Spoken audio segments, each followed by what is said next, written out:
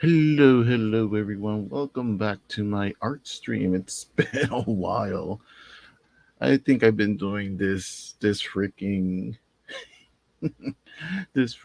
illustration since like the start of the year or something. But let's put on some ambient music. Let's go with something nice and mellow. There we go. I hope you're all hearing me fine, and I hope you're all doing fine this rainy Sunday afternoon. My plans right now are to do an art stream Sunday afternoons. I was going to start doing it much sooner, but a lot of things got in the way. But here we are. And here we are with Jill again. She's almost finished though, don't worry. Saying hi to my friends on YouTube and the Twitch. Yeah, I haven't been on Twitch in a while. There's a lot of stuff I have to do. Let's see now. Just trying to make sure that everything is on the up and up.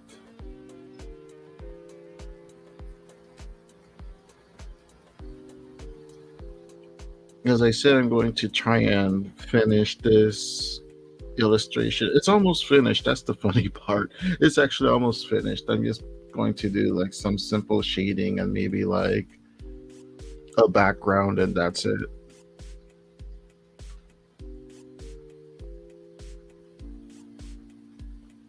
All right. Yeah, everything seems to be in order.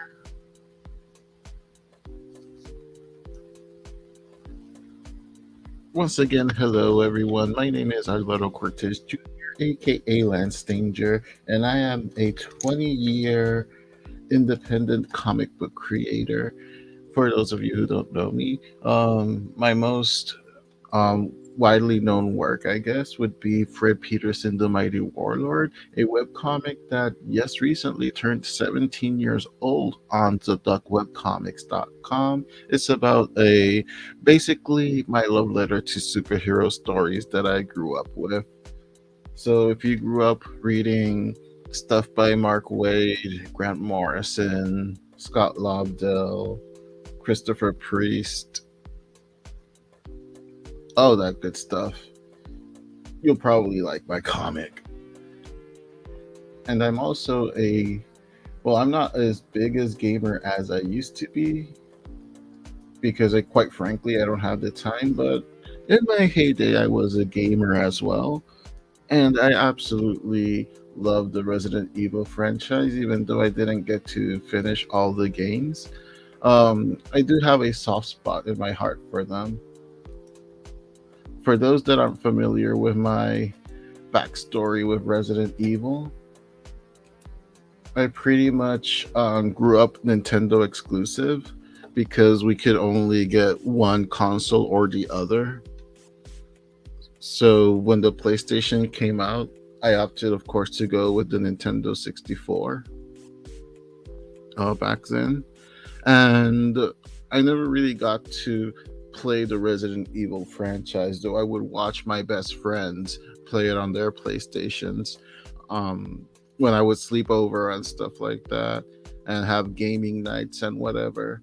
So I never got to own Resident Evil 2 on the N64 because it was always sold out in the area that I lived in. And we really didn't have a car back then in Puerto Rico. And if you live in Puerto Rico, especially back in the 90s, you needed a car to get anywhere and everywhere because the public transportation, even to this day, is very shoddy. It's not that great. So the only thing that I had available was the local mall, which was like maybe a 10-minute, 15-minute walk from my mom's house. And it was always sold out. So I would have to pray to the video game gods for me to be able to rent it at the local mom and pop rental store. So at least my first taste of playing Resident Evil was Resident Evil 2. on the Nintendo 64 when it came out. And then eventually, when I got the GameCube, I was able to play Resident Evil Zero and the first Resident Evil when they made the remake of it. So those are essentially the only Resident Evil games I had played. Recently, I had started streaming the remake of Resident Evil 1 that's on the PS4. Hopefully, I'll be able to start that one soon. In the meantime, I just wanted to do something fun since I was getting reintroduced to this franchise in a way that I honestly didn't think I was going to. So I wanted to do just something light and fun, like do a Jill sandwich sticker, which I know, the most original idea ever, right? Right. So I just wanted to do this little fun drawing, make it perhaps into a sticker, for any friend or any viewer that sees it that wants to have one. I'll put it like on Redbubble or Etsy or something. Recently, I got a cutting machine, the ones that are used like to print out stickers and stuff. I might use that. It's a Silhouette, pretty much the Crycuts competition. So that should be fun to experiment with as well. So maybe I'll do a stream doing like the actual using the Crycut or something. But I'm just getting ahead of myself at this moment. Right now, let's see if we can get this thing finished. Like, again, like the basic thing is right there, like the shape of the character and whatnot. The only thing I'm going to do is likely just do like some very simple shading and a simple background to make it pop more as well. Originally, I was going to do a banner in the background, but it would be kind of overcomplicating things a little too much. And sometimes, especially with something as small as a sticker and whatnot, simple is the best way to go. So you have to remember to KISS. Keep it simple, stupid. Let me just do another layer here. I am using Clip Studio Paint. And I divide pretty much everything in layers. The line art, the sketch line art, the flats, and then the shading, of course. For those of you curious, let me actually show it.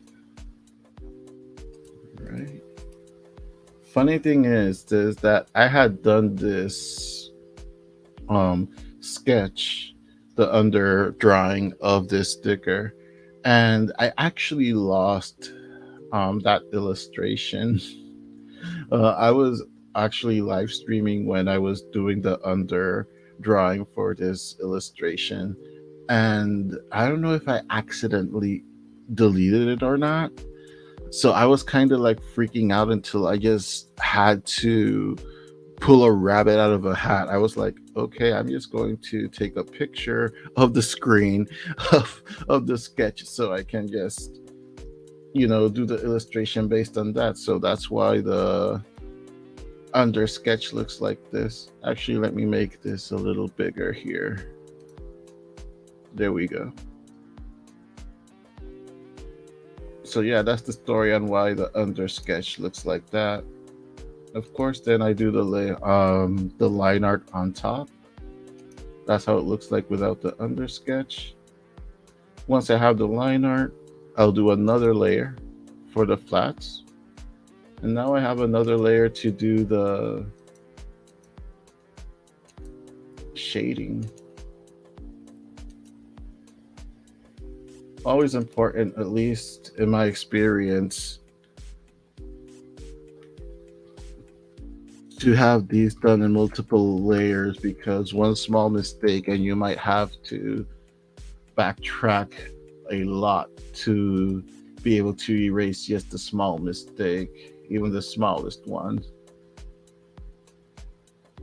So I like to, at the very least, keep it at 4 different layers, which is the under drawing, the line art, the flat coloring and the shading. I know a lot of people, it varies on how comfortable you are yourself if you are an artist or want to be an artist. It all depends on how comfortable you are. Some artists I have seen that they have like a million layers because they want to have like absolute control on every single thing. And other people's don't even use layers at all and prefer to just do it kind of old school. Like if you made a mistake, you made a mistake and you have to pay for it. Me, I like to have a bit of both, like have everything in its own layer, but not go too crazy where I have to like navigate to what layer is what or something like that. Sometimes I will go and do like extra layers on a comic book or a cover or something if there's stuff like special effects and logos and stuff like that. But for pinups and simple things like this, four is like the maximum layers that I have. Right, so I already set this layer to color and multiply, so let's start selecting. I usually like to select multiples of this color. There we go. Now that I have that selected, I'll go to my shade. One thing that I learned is that for coloring, if you really want those shadows to pop out, don't use something like gray or black, or use like just simply a darker shade of the same color. If you actually like change the opposite in the sense of if you have a dark color like this blue, if I use a lighter color like red, it'll give a nice contrast.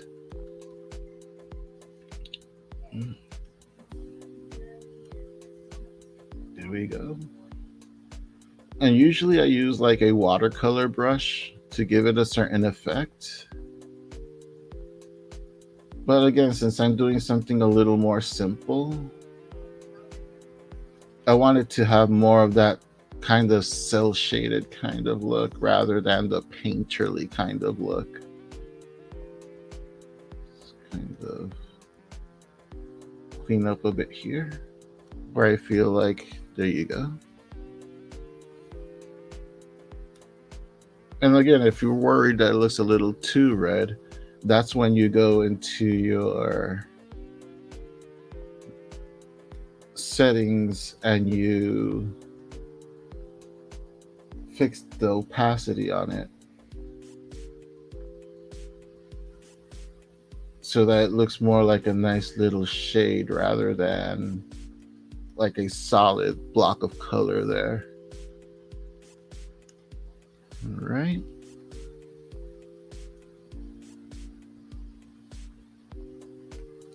Always important, save, save, save. I think that's what had happened actually. Now that I really usually don't go back and watch my live streams, which I probably should because it'll probably help me become a better streamer. But now that I'm kind of remembering, I believe I had the laptop had accidentally turned off after I had finished the live stream.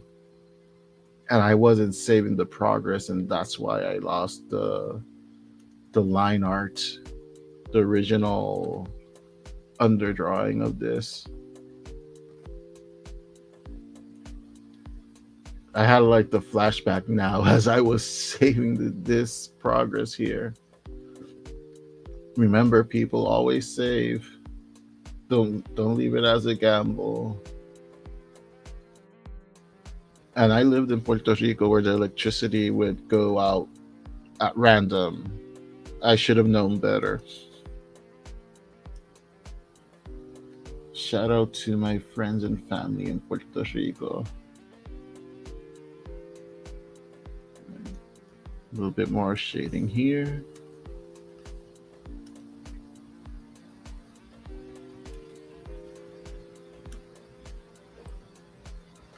right? Put some nice shading there.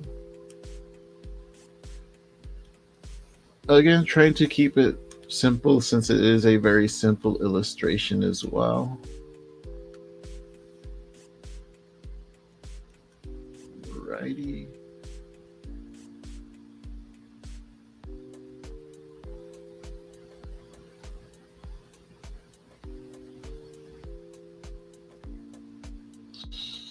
Go ahead here. Actually, let me make that a little bit tighter. I usually don't go this tight when I'm doing the illustrations, but again, since this is a very loose, very fun kind of illustration, it's best not to rack my mind over it too much. And I don't want to take too much time doing this illustration more than I should. Right now, just clean up a little bit there. Let's zoom in a bit.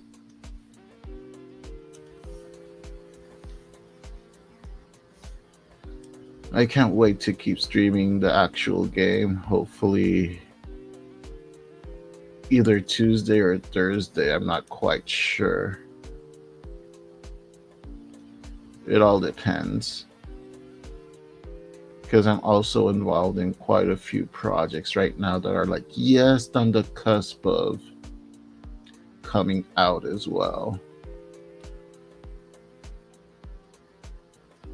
Right, just make sure that all this is nice and neat. There we go. Make that smaller. So again, also you can't, if you make this screen a little too big, then you'll just get obsessed with trying to get all the small details done, and again, it'll make you take forever to go ahead and finish the illustration or do something. So I try to not go in too deep. Like 75 pixels is pretty much like my limit for blowing up an image to kind of go in and finish some details. Because again, the larger you go, the more time it'll take to cover ground, and also the bigger the temptation to kind of,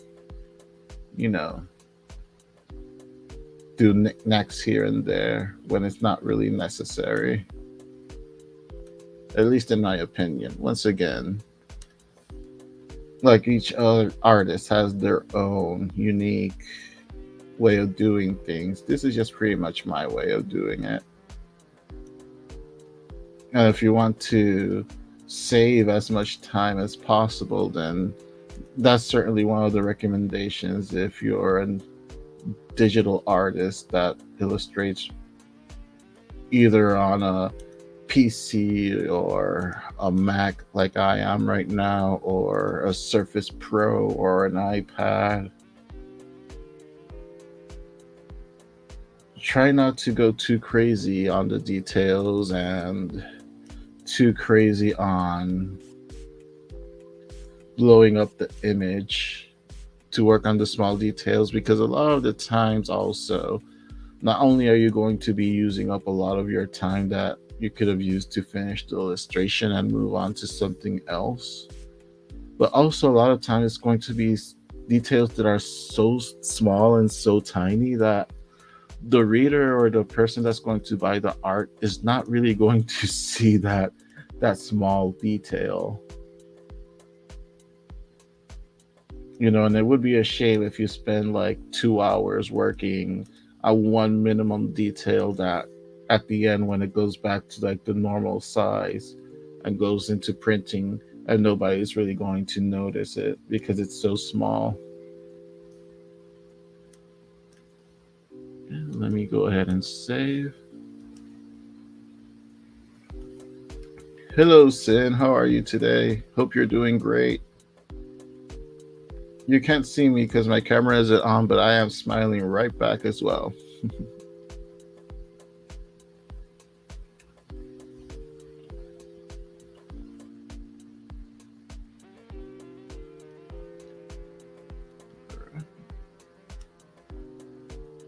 Let's go ahead now with the face.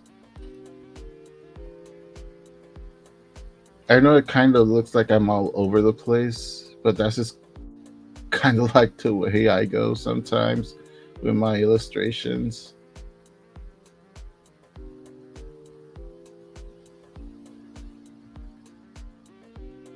Okay.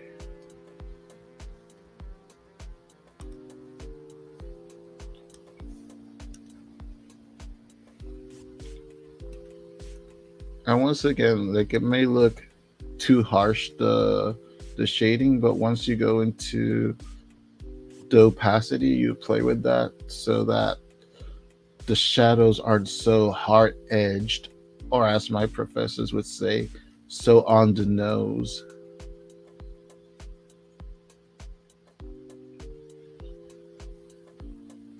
Here we go.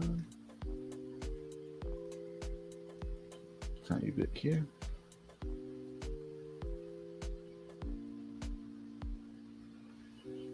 Make that a little smoother.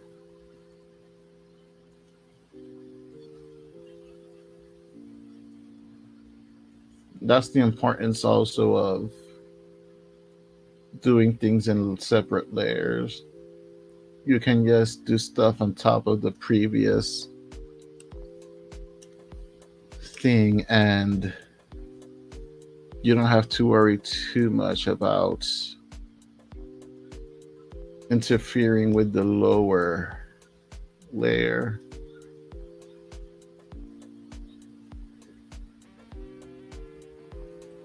All right, there you have it. I'm gonna get this little corner here. Okay, all nice and covered.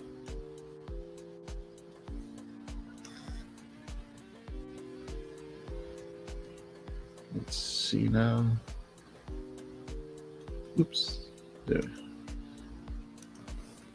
Forgot my select tool.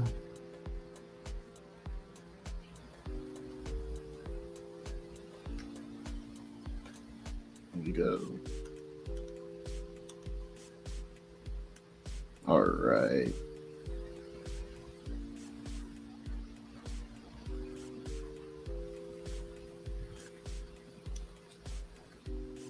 If you're just watching on Twitch and just found out that I had been live streaming Resident Evil, um, I actually have those videos. I think it's up on my YouTube because I put it up there as backup after I know that the after I know Twitch is going to delete it from the server, since I don't have like any kind of big subscription or whatever to keep videos for a long time on Twitch. What I do is they'll leave the video on replay exclusively on Twitch up until it gets deleted from the server, and then I upload the entire stream to my secondary YouTube channel, which is where I put like the full live stream. On my main YouTube channel, which is where you're probably watching as well, I usually put just like the clips of the live stream. So I'll probably put links to all that after this stream is done.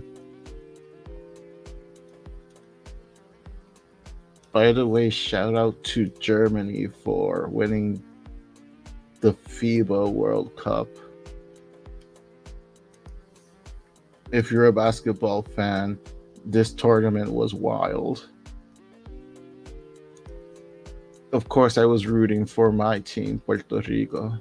Unfortunately, they got eliminated in the second round.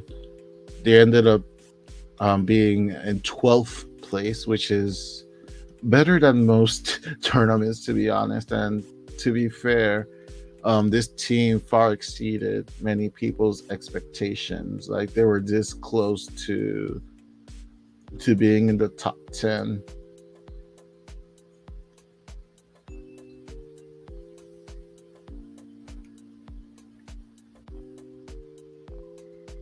Right, let's see.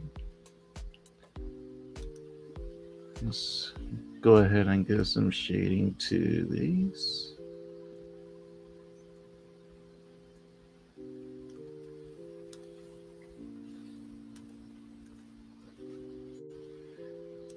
And something that was kind of shocking, but at the same time not really shocking, the US did not medal in this World Cup, despite having NBA players. But that's the thing, like basketball has advanced so much over the last few decades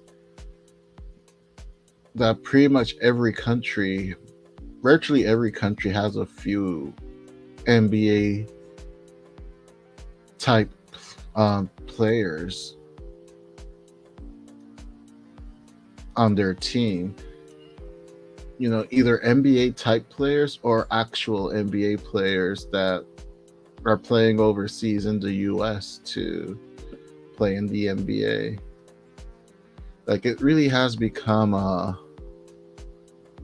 worldwide game, which is really fantastic. Like I grew up watching basketball in the 80s and 90s. Especially the 90s is where I really started liking and following basketball a lot.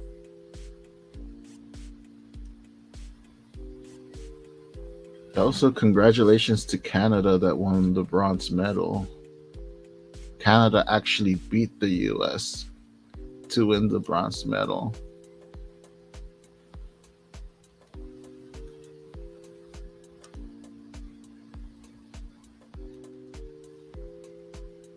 I know, probably not the thing you want to hear when you're looking at an art stream, but what can I say? I'm very much a sports nut, especially when it comes to basketball.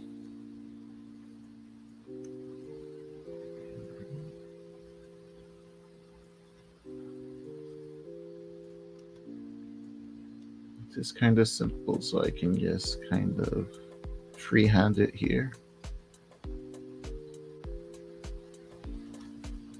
And I'll get back to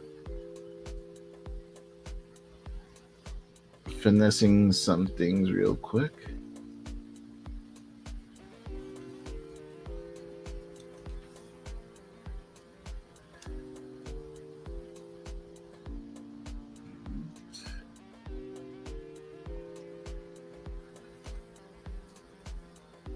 But yeah,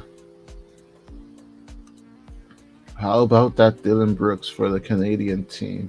It's funny because Dylan Brooks is a very divisive player in the NBA with the Memphis Grizzlies.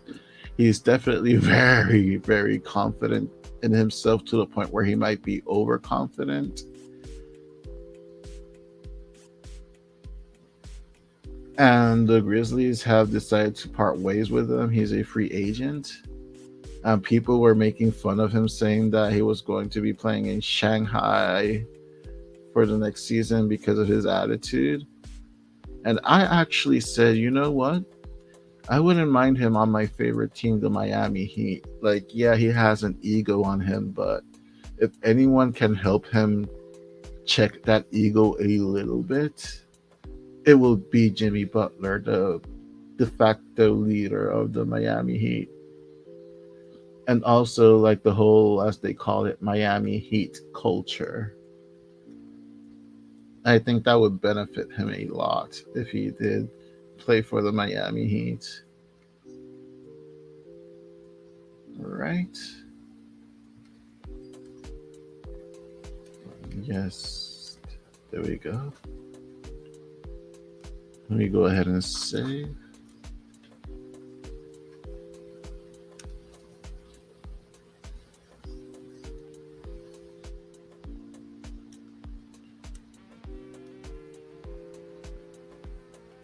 Let's go for the sandwich now. before I go ahead and go into the small details like the emblems and such.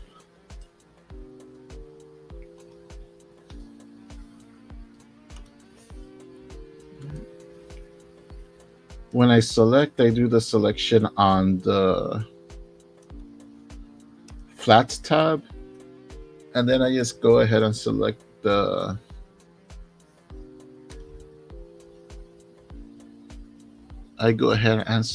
shading tab for the shading layer. Again, once again, I'm not gonna go too crazy on the details since this is a more relatively simplistic, cartoony way of illustration compared to how I usually illustrate. That it's still a little cartoony, but with more details. There we go. Select if I have to clean up a bit, like down here. I'll be able to do so. There we go. And again, see everything a little too dark or change the colors too drastically, don't worry, we're going to finesse that in the opacity tab once I finish doing all the shading here.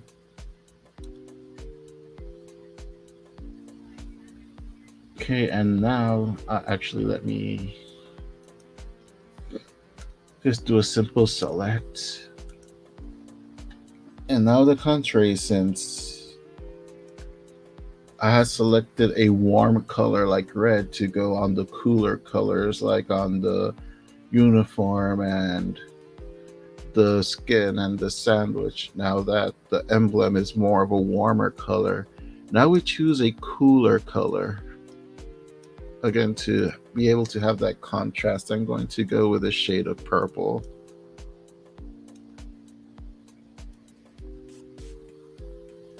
There you go. Actually, I did that on the wrong. There we go. For those of you wondering, the settings that I have, the shading tab layer, I have it on color and multiply. There we go. And now let's select the inside of her mouth. Back to shade. Add some depth there.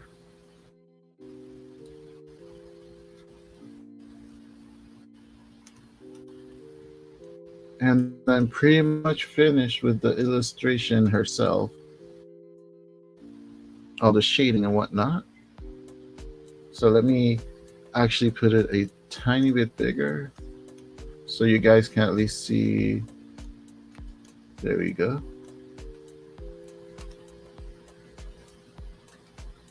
Juan Carlos Boricua, independent comics artist. Thank you so much for tuning in, and thank you so much for the comment, man. Your stuff is looking so good, by the way, too. Great independent comic book artist. All right.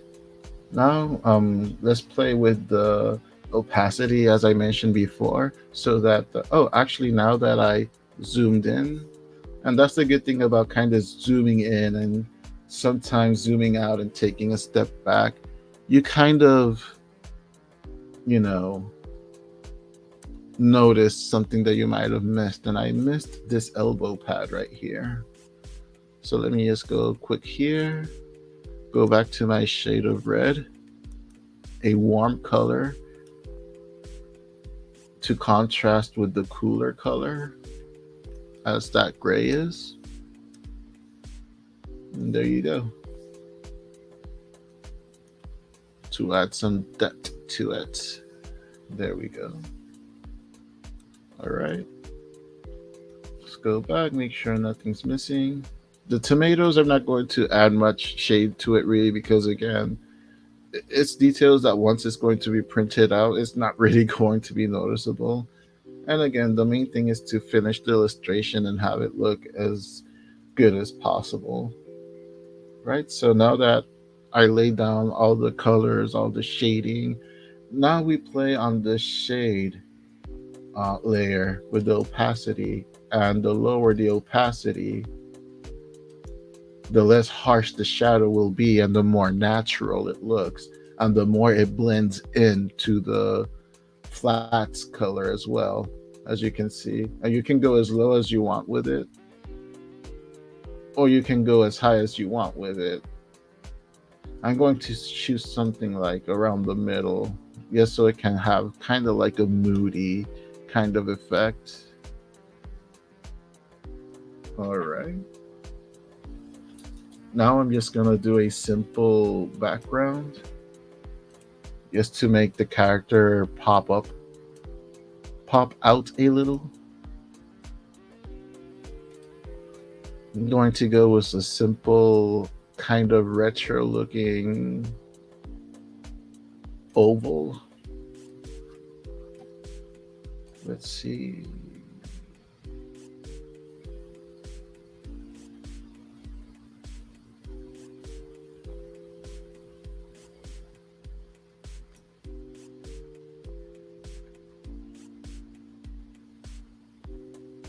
Let's see. I think that's good. Actually, let me take that off because I should make that on a different tab. Oval.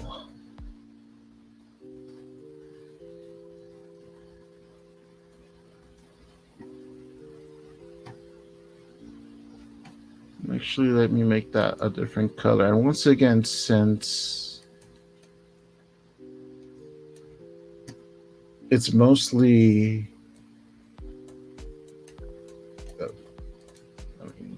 I forgot to put that as color.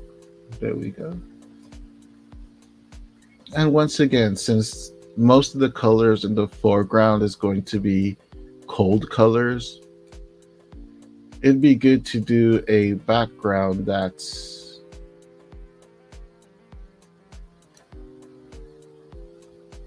more of a warmer color to make that character pop out even more.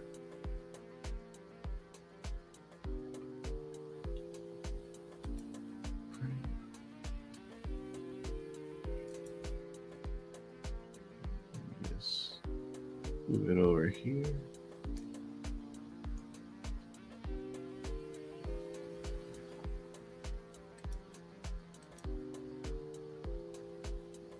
Color.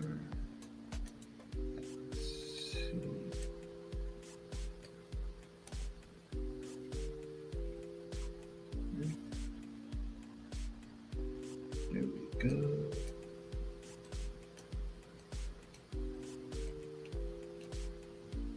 All right, and I'm just going to go ahead and once again finesse around here to, or actually I don't really have to. Again, you have to work smarter, not harder. So I'm just going to select here everywhere. Do not worry if you hear a sound. That is my cat running around. Assistant to the editor, Hunter Jr.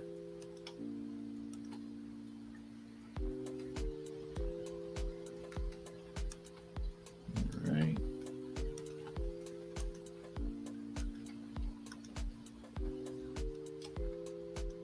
Let's go ahead and for now, because sometimes it's,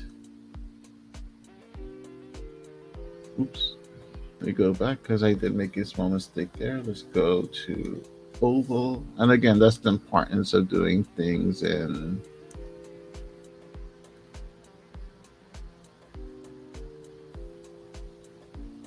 different layers. Oops.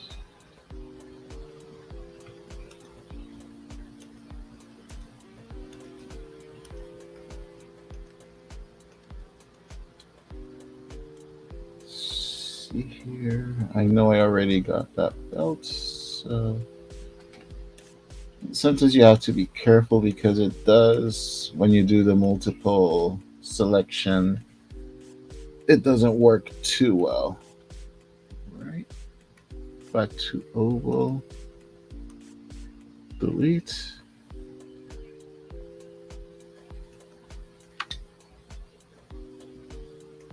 Go back to flats.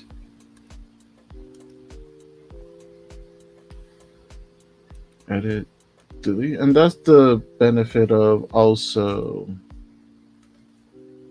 doing this on a very relatively simple illustration such as this one. Okay, we picked the wrong. There we go. Select. Now let's take care of the head.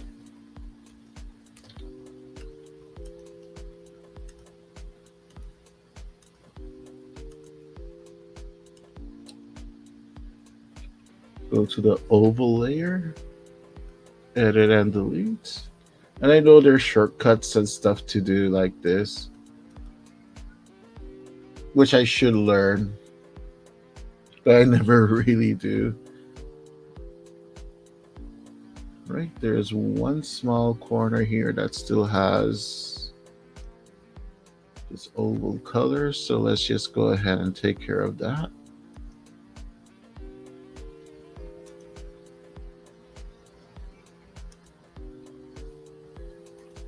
Oval and delete. There we go.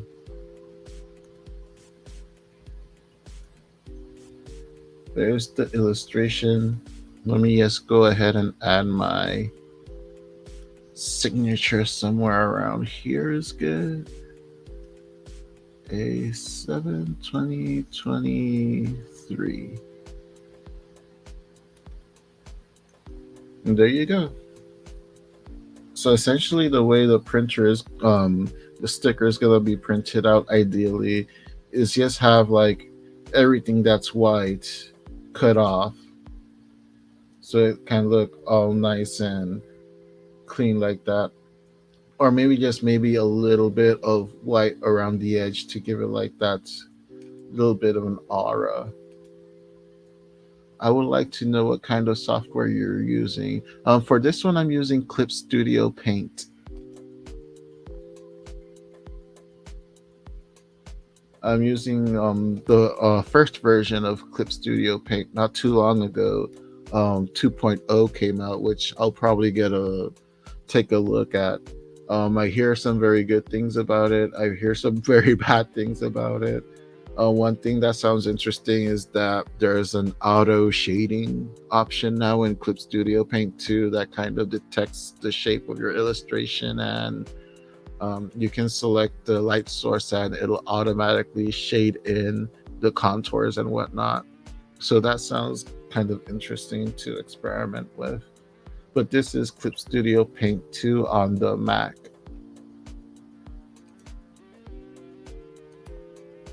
Yes, of course, always. Clip Studio Paint is actually also available on the iPad. So if you like to illustrate on your iPad instead, you can also actually use Clip Studio Paint. It's not very expensive, and there's a free version of it, but the bad thing of the free version is I believe you can only use it 30 minutes at a time every day. So if you don't mind just drawing that little bit of time every day, or if you're a type of person that doesn't have much time in the day to draw, that's something that you can look into also. But this is something that I've seen many colleagues do easily also on Procreate and whatnot. So um I've been looking at a lot of tutorials as well because I like to keep expanding and growing as well. So Procreate is definitely a great tool to have if you have an iPad. I actually have an iPad and an iPhone, and I have Procreate on both of them. And I kind of starting to learn how to use it as well. But for the time being, this is Clip Studio Paint on my trusty MacBook. Right, so the illustration itself is finally complete. I hope you guys enjoyed the process of doing this illustration. I'll probably put links in the description to the previous two um, live streams where I did the underdrawing and then when I did the actual line art and flatting and whatnot. And if I decide to actually print the sticker myself, I do have the materials and the silhouette machine here. I'll probably live stream that process as well. If not, I'll probably live stream the process of making the background transparent and setting it up on my Redbubble shop or Teespring and stuff, which I'll probably live stream as well, probably next weekend actually. So I think it's a good time to wrap this up. We finally did it. We finally finished the Jill sandwich. Finally. Anyway, thank you all so much for watching and commenting. It really means a lot to me that you guys watched this. Hopefully, you enjoyed it and found some kind of value in it. Take care, and I will see you hopefully on Wednesday with my colleague and friend Chago Rodriguez for our Spanish language podcast, Boricuas contra Todos. On Twitch, you'll likely see me either on Tuesday or Thursday to live stream some Resident Evil, the first one, streaming directly from my PS5. So, hope to see you there. Once again, thank you so much and enjoy the rest of your day, guys.